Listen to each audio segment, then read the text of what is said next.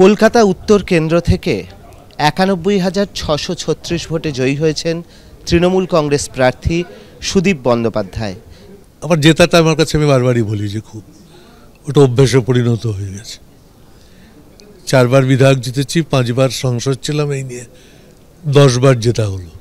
লোকসভার বিধানসভাতে যেটা দেখা যাচ্ছে যে দুটো বিধানসভা সেটাই আপনার ডেফিসিট হয়েছে, কি কারণ বা কিছু আন্দাজ করতে পারলেন?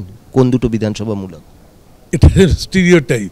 গত বছরও 2019 আমি এই দুটোতেই একটু কম ভোট পেয়েছিলাম। জোড়াসাঁকোর প্রতিও বিশ্বাস ছিল, কিন্তু খুব অল্প ভোটের জন্য 1500 এরকম হতে পারে। শ্যামপুকুরটা আটকেছে, আর জোড়াসাঁকো 1500-6 হতে পারে। একটা জিনিস জানতে চাইবো, আপনি এতদিন মুখ বন্ধ রেখেছিলেন বিরোধী প্রার্থী সম্বন্ধে। তাপস রায়, তিনি বহুবার আপনাকে আক্রমণ করেছেন, সেই আক্রমণের পরিপ্রেক্ষিতেও আপনি কোনোদিন মুখ খোলেননি। আপনি বলেছিলেন 72 ঘন্টা কাটুক, 72 ঘন্টা ইতিমধ্যে অতিক্রান্ত হয়েছে, কি বলবেন? আমি এটাই বলবো যে মানুষকে গালিগালাজ করে, অসত্য অভিযোগ করে, সত্যের অপলাপ ঘটিয়ে সাময়িকভাবে উত্তেজিত করার চেষ্টা করার প্রচেষ্টা আজকালকার দিনে রাজনীতিতে অচল। মানুষের কাছে যার যোগাযোগ থাকে, সংযোগ থাকে, মানুষকে যে ভালোবাসে, তাকে এত ঠুনকো কথা দিয়ে বেকায়দায় ফেলা যায় না। অন্যায় অভিযোগগুলো আমার সম্বন্ধে যেভাবে এরা করেছিল, সেটা আমার জয়ের পথকে বরঞ্চ প্রশস্ত করতেই সহায়তা করেছে। এমনকি আপনার বিরুদ্ধে এই অভিযোগও করেছিল যে কেন্দ্রীয় এজেন্সির হাত থেকে বাঁচার জন্য আপনি তলায় তলায় বিজেপির সঙ্গে যোগাযোগ রাখছেন। আমি তো নিজেই কেন্দ্রীয় সংস্থার হাতে গ্রেপ্তার হওয়া মানুষ। ভারতবর্ষের 542 জন এমপির মধ্যে আমাকে গ্রেপ্তার করেছে।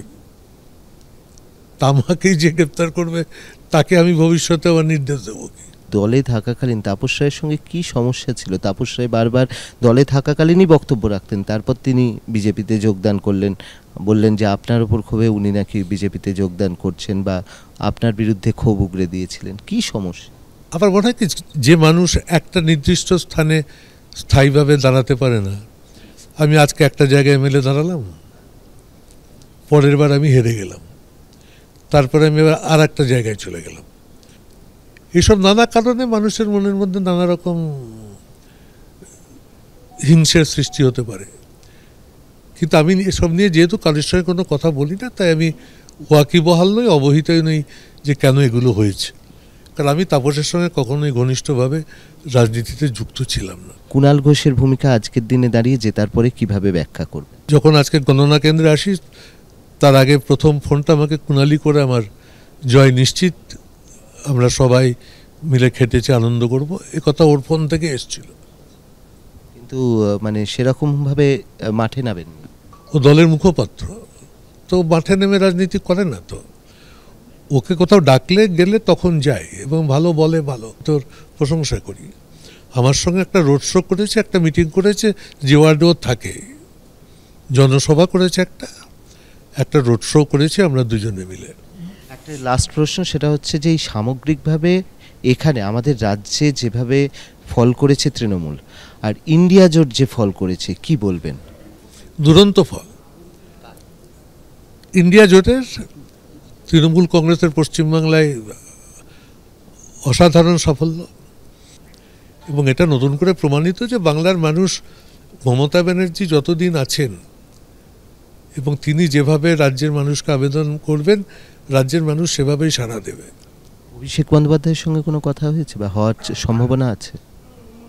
অভিষেকের সঙ্গে শেয়ারতে কথা হয়নি আমার, কিন্তু কথা হয়ে থাকে।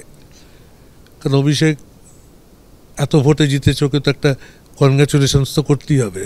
রাজ্যে সবচাইতে বেশি ভোটে জিতেছে, আমি শুনেছি 6 লক্ষের ওপর ভোট পেয়েছে, বিরাট ব্যাপার। 7 লক্ষ ভোট পেয়েছে, তো তাকে অভিনন্দন দেব।